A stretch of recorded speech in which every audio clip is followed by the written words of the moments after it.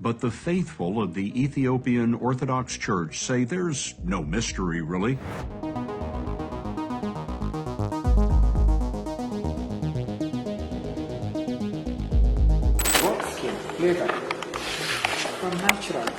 Ethiopia, a land steeped in ancient traditions and religious history, is home to a forgotten chapter in biblical history. Within its ancient monasteries lies a forbidden text, predating the King James Bible and containing knowledge intentionally omitted from mainstream religious teachings. Join us as we delve into the mystery of the illegal Ethiopian Bible and uncover the secrets that have been hidden for centuries.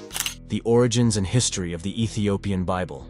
Ethiopia was one of the first nations in the world to adopt Christianity as its official religion in the 4th century AD. This early embrace of the faith set Ethiopia apart from much of the world at the time, and laid the foundation for a rich and enduring Christian tradition that continues to this day. At the heart of this tradition is the Ethiopian Orthodox Tewahedo Church, which is widely recognized as the oldest organized Christian body in the world. The word Tewahedo itself means united or made one, reflecting the Church's deeply held belief in the unity of Christ's divine and human natures. Church tradition holds that Christianity first reached Ethiopia through the Apostle Matthew, who is believed to have brought the gospel to the ancient kingdom of Axum. However, it wasn't until the 4th century that Christianity firmly established itself in Ethiopia, largely due to the efforts of a young Syrian Greek named Frumentius. Frumentius, having survived a shipwreck on the Red Sea coast, found sanctuary and a new life within the royal court of Axum. His intelligence and wisdom quickly earned him the trust of the king, and he became a valued advisor.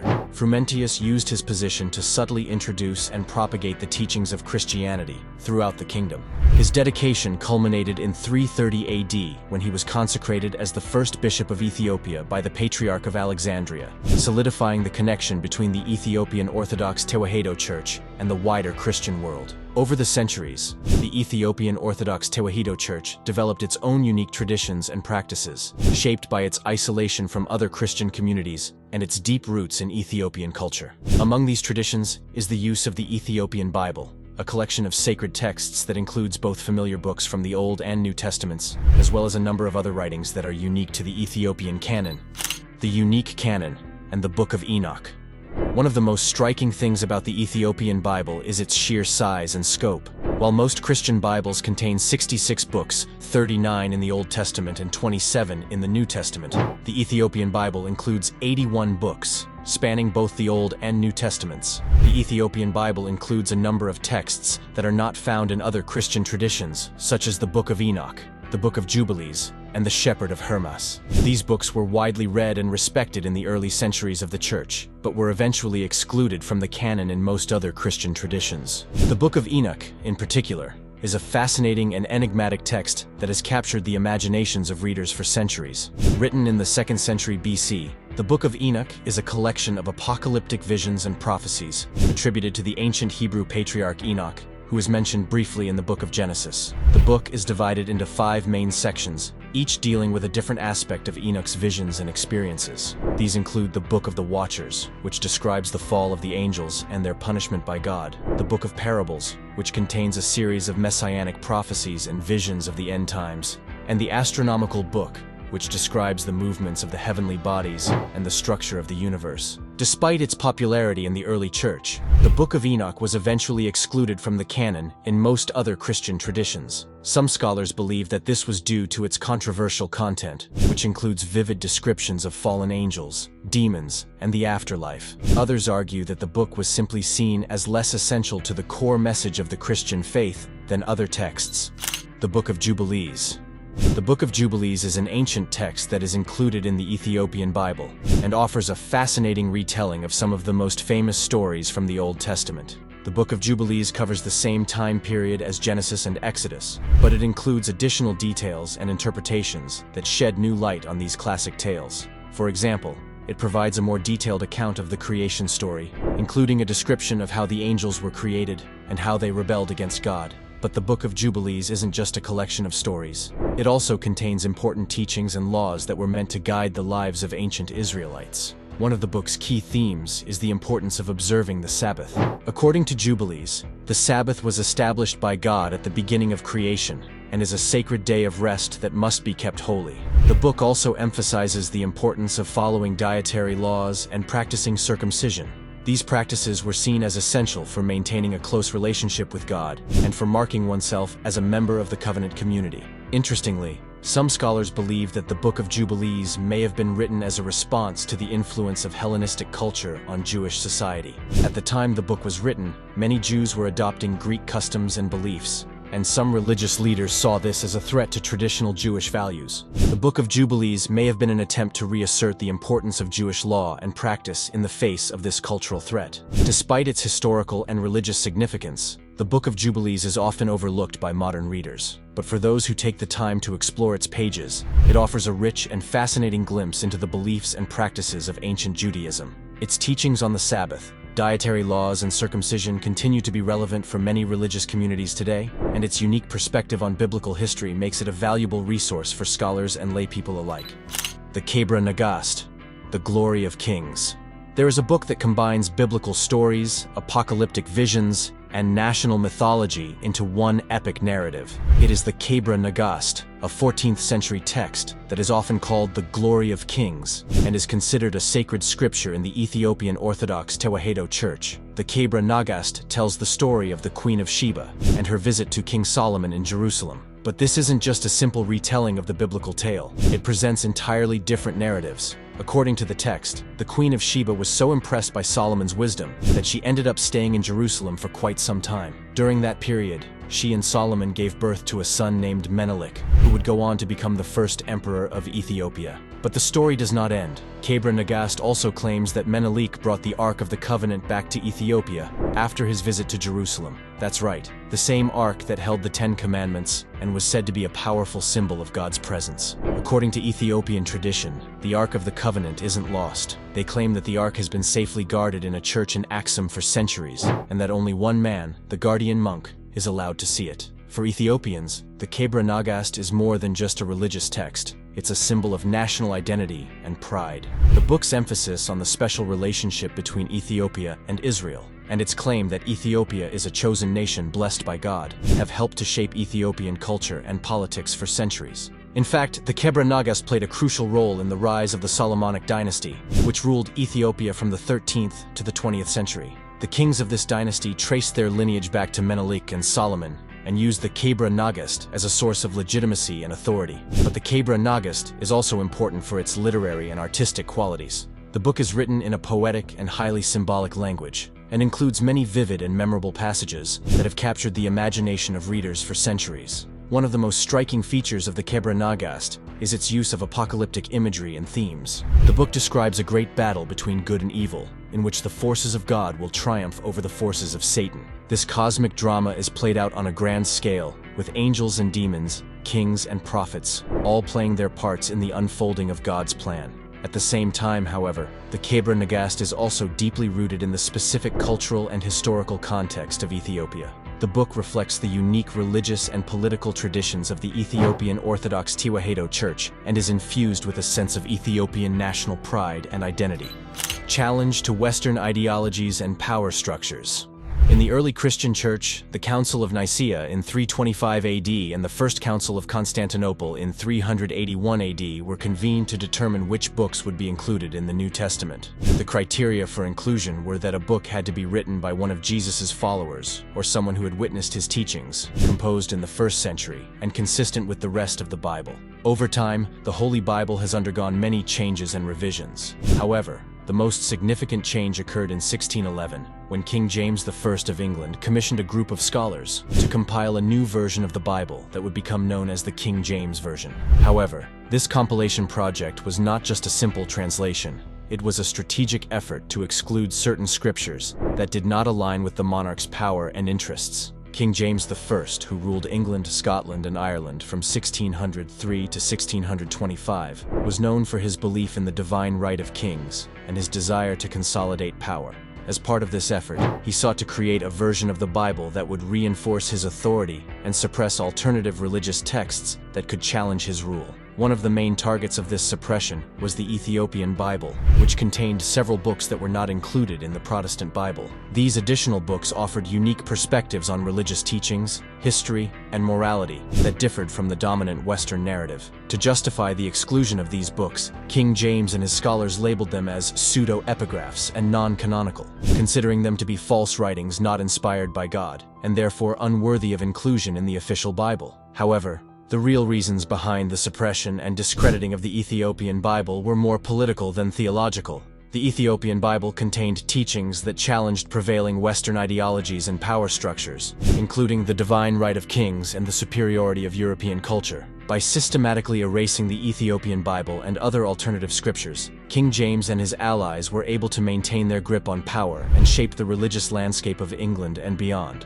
At the heart of this challenge is the Ethiopian Bible's inclusion of texts like the Book of Enoch and the Book of Jubilees, which present alternative cosmologies and divergent views on the nature of the universe and humanity's place within it. The Book of Enoch contains a detailed description of the heavenly realms and the angelic hierarchy, which differs significantly from the cosmology presented in the Western canon. This alternative view of the universe challenges the dominant Western narrative, which has often been used to justify colonialism, imperialism, and other forms of oppression. Similarly, the Book of Jubilees presents a different version of biblical history, one that emphasizes the importance of Jewish law and tradition, challenging the supersessionist theology of some Western Christian traditions that have often sought to replace Judaism with Christianity as the true faith. Moreover, the Ethiopian Bible's challenge to Western ideologies extends beyond cosmology and theology, presenting a direct challenge to the power structures that have dominated Western society for centuries. According to Kebra Nagast, the Queen of Sheba was not just a foreign ruler who visited King Solomon,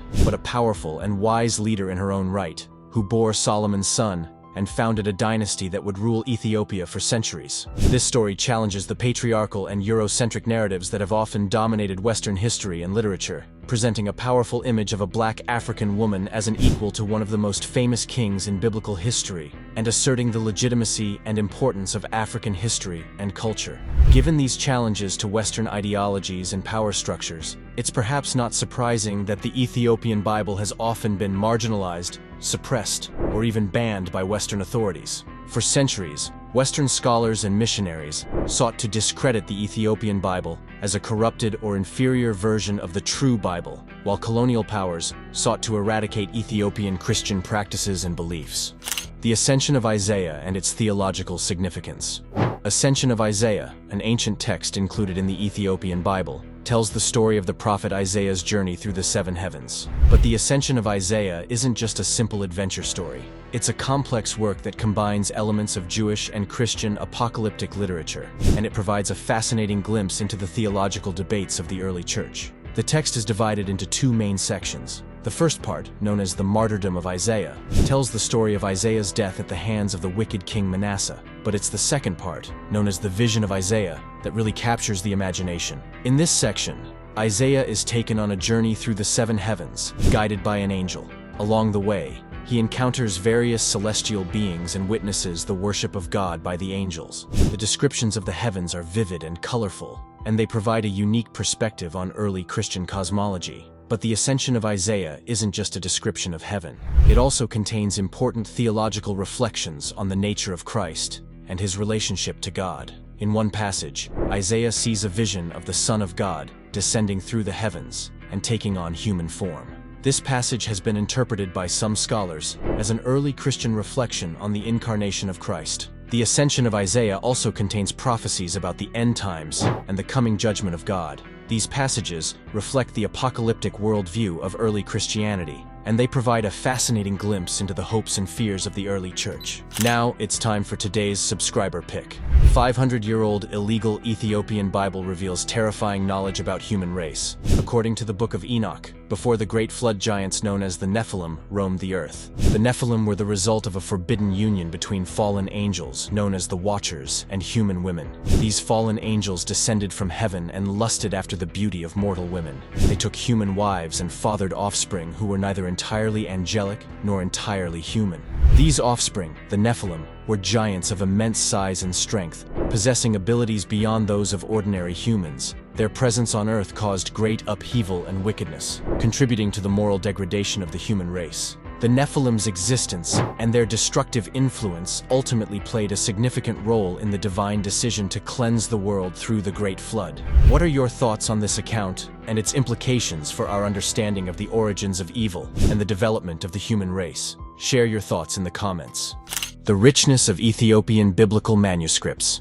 Ethiopia is home to some of the oldest and most beautiful biblical texts in the world. One of the things that sets Ethiopian biblical manuscripts apart is their stunning visual appeal. These texts are more than just words on a page. They are works of art, with intricate designs, vivid colors, and elaborate bindings. The manuscripts are typically written on parchment or vellum, which is made from the skin of sheep or goats. The pages are carefully prepared and smoothed, and then the text is written using natural inks made from plants and minerals. But it's not just the materials that make these manuscripts special, it's also the way they are decorated. Ethiopian scribes were masters of illumination, which is the art of decorating manuscripts with gold, silver, and other precious materials. They used these techniques to create intricate patterns and designs that enhanced the beauty and meaning of the text. One of the most famous examples of Ethiopian biblical art is the Garima Gospels, which are believed to be the oldest surviving illustrated Christian manuscripts in the world. These Gospels were written in the 5th or 6th century AD, and they contain stunning illustrations of the life of Christ and other biblical scenes. Another remarkable feature of Ethiopian biblical manuscripts is their bindings. These bindings are often made from wood and covered with leather or cloth, and they are decorated with intricate designs and patterns. Some of the most famous examples of Ethiopian binding come from the monastery of Debre Libanos,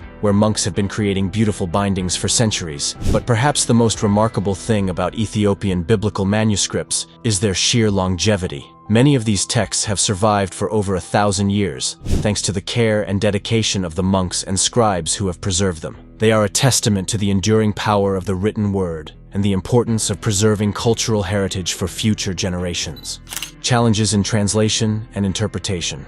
One of the biggest challenges is the complexity of the Ge'ez language itself. Ge'ez is an ancient Semitic language that has been used in Ethiopia for over 2,000 years, but it is no longer widely spoken today. Ge'ez is a highly complex and nuanced language, with its own unique script and grammatical structure. This means that translating the Ethiopian Bible into modern languages can be a daunting task, requiring a deep understanding of both the language and the cultural context in which it was written. However, the challenges of translating the Ethiopian Bible go beyond the language itself. There are also significant theological and cultural differences between Ethiopian Christianity and other Christian traditions. At the same time, there are also challenges when it comes to interpreting the Ethiopian Bible within the Ethiopian Orthodox Tewahedo Church itself. The church has a long tradition of oral interpretation and commentary on the Bible, passed down from generation to generation. This means that there may be multiple interpretations of the same text, each shaped by the unique cultural and historical context in which it was developed. Despite these challenges, however,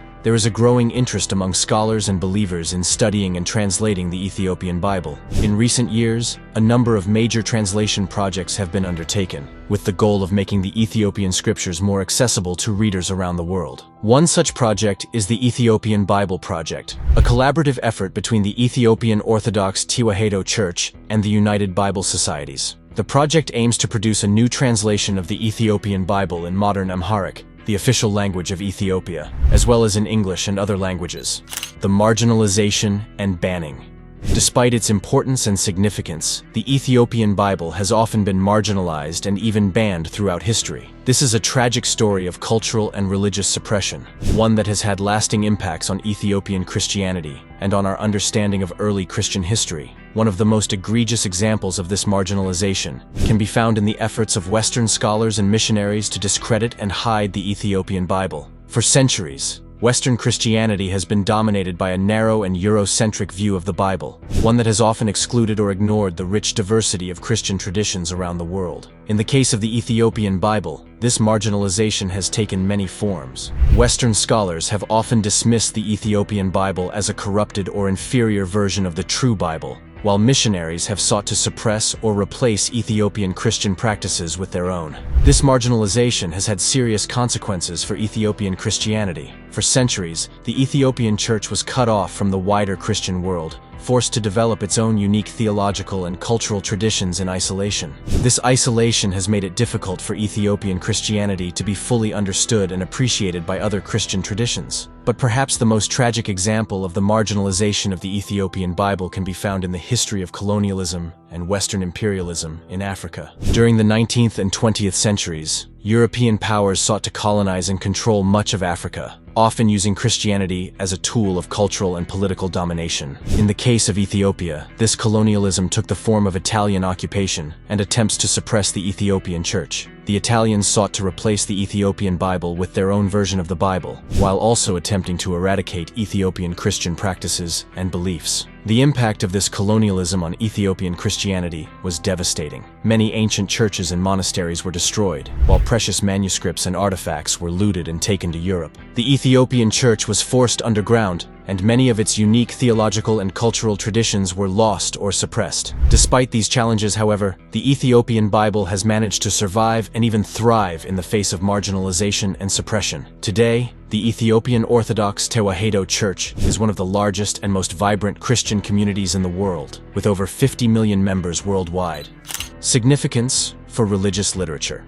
When it comes to understanding the significance of the Ethiopian Bible for early Jewish and Christian literature, it's important to recognize the ways in which this ancient text challenges and expands our understanding of the early history of these faiths. Scriptures in the Ethiopian Bible challenge the notion that early Judaism was a monolithic or homogeneous tradition. Instead, it highlights the diversity and complexity of early Jewish thought and the ways in which different communities and traditions interpreted and adapted their sacred texts. However, the significance of the Ethiopian Bible for early Jewish and Christian literature goes beyond just the inclusion of texts like the Book of Enoch and the Book of Jubilees. The very existence of the Ethiopian Bible itself is a testament to the diversity and richness of early Christian thought and practice. For centuries, the Ethiopian Orthodox Tewahedo Church has maintained its own unique theological and liturgical traditions, which differ in important ways from those of other Christian churches. The discovery and study of the Ethiopian Bible in the modern era has led to a re-evaluation of early Jewish and Christian literature and a recognition of the ways in which these traditions were shaped by cultural, linguistic, and geographical factors.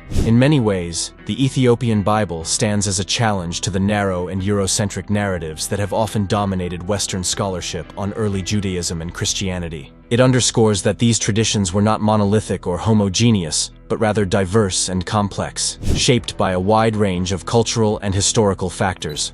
Prophecies and their implications. 500-year-old illegal Ethiopian Bible reveals terrifying knowledge about human race. When it comes to understanding the Ethiopian Bible's teachings and their implications, it's important to recognize the ways in which these ancient texts speak to the deepest hopes and fears of humanity, and the ways in which they continue to shape our understanding of the world and our place within it. One of the most significant prophetic themes in the Ethiopian Bible is the idea of the end times and the return of Jesus Christ. The Book of Enoch, in particular, contains a detailed description of the events that will precede the end of the world, including the rise of the Antichrist and the final battle between good and evil. These prophecies have had a profound impact on Christian eschatology, shaping the way that Christians understand the ultimate fate of the world and the role that they play in bringing about God's kingdom on earth. They have inspired countless works of art, literature, and theology, and continue to be a source of fascination and speculation for believers around the world. But the Ethiopian Bible's teachings go beyond the end times. They also speak to the fate of nations and civilizations, and the ways in which human history is ultimately shaped by divine will and purpose.